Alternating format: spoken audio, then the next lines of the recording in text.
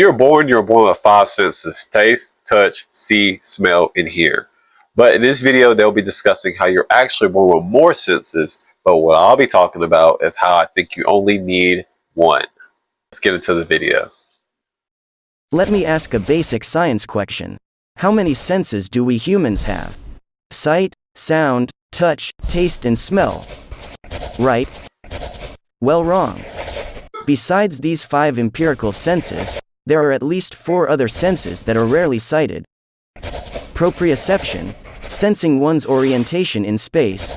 Thermoception, sense of temperature. Equilibrioception, sense of balance.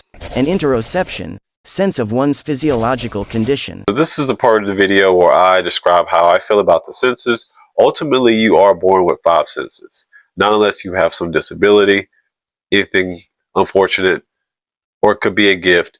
But there is scientific theory that if you are born with a less sense, then another sense is heightened. So for instance, if you're born with impaired vision, then you possibly have better hearing, better taste, or better smell. Sometimes people are born that way, and it could be, decepted as a bad thing, but at the end of the day, it's a good thing. Heightened senses sometimes come with bad senses. Now, if you have, to put on a pedestal how important these senses are, I would say that as long as you can see, hear me out, as long as you can see, then yes, you possibly don't need to hear it, touch it, taste it, or smell it.